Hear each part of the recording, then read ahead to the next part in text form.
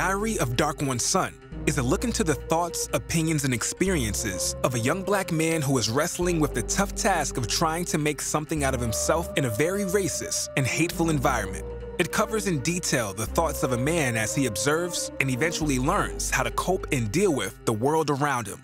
It is a story of a man who, while beset with many obstacles, learns how to overcome them in order to accomplish his goals and aspirations.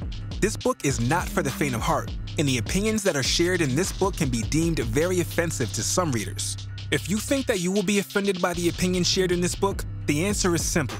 This is not the book for you. This book is merely the opinions of one man, and it should be taken as such. However, if you really wish to gain insight into the thoughts of a young black male in today's society, then look no further. Read this book. Excerpt from the book. From the chapter, Am I Visible or What? One day when I was walking home from school, I came across this other brother who was walking my way. In his eyes, I could see the sadness, the same sadness that was in mine. I knew exactly what was going through his mind too. He was feeling like an absolute nobody. How did I know, you ask? Because I was feeling the same way at the moment right when I walked past him. Have you ever felt, if you are a black man reading this, that you were invisible to the world? Not because you want to be, but because people refuse to acknowledge your presence. Read more when you purchase this book. This book can be purchased from lulu.com.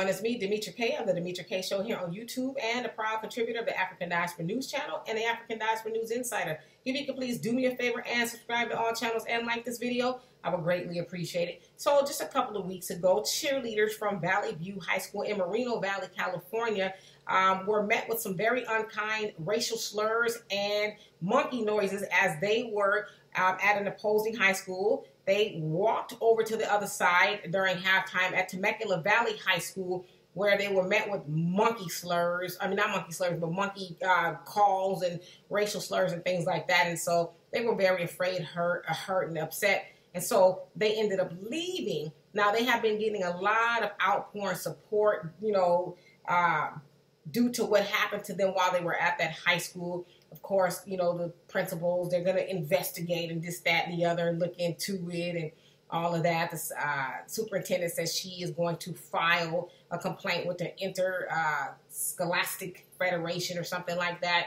But the superintendent also said, well, like Michelle Obama said, when they go low, we go high. And I'm like, nah, that sounds like you're telling people to turn the other cheek, right? And so the cheerleader said they will not go back to that high school, but they're not going to be, intimidated and all that kind of stuff. Now, I will say this. I am from the Inland Empire, where both of these high schools are. And it is not a secret that Temecula Valley is very racist. They've always been very racist, never liked black people. And so I don't know why we keep going into those places and spaces that don't want us there. Why, parents, would you send your children somewhere that does not like them and that will potentially harm them, if not physically, but mentally and emotionally? You don't need to be over there. Stop trying to force yourself on people who do not want you there. Now, this is not an admonishment to the cheerleaders because they did not deserve that to happen to them, but this is an admonishment to the parents and the school for thinking, oh, well, everything's going to be okay. We just need to persevere. No, you don't need to do that.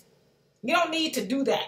We need to focus on building our own schools and playing with each other in football and all of that, and stop trying to make white people love us. They don't love us. They will never love us. It's not built and designed in them to love black people. Once we get that in our heads, we will be okay, I think. All right, so for more insightful commentary, please subscribe to this channel and my channel, The Demetra Kaye Show, here on YouTube. Peace.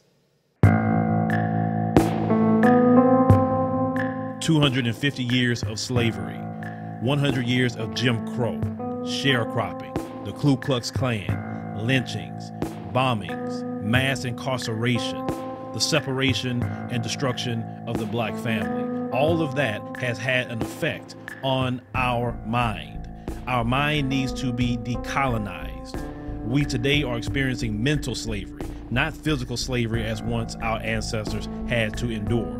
In my book, 7 Steps to Decolonize the Mind, we take you through every step to start releasing the chains that's on your mind. He or she who controls the mind control the person. It is in a vested interest of the white supremacist system to keep your mind bogged down in a mental slavery, throwing entertainment, throwing drugs, throwing alcohol, anything they can at you to keep you bogged down. You got to free yourself from mental slavery by purchasing our book, 7 Steps to Decolonize the Mind, today on Amazon. Make sure you share it with your family, share it with your friends. Everyone can benefit from decolonizing the mind, because once your mind is decolonized, you will never be put to sleep again.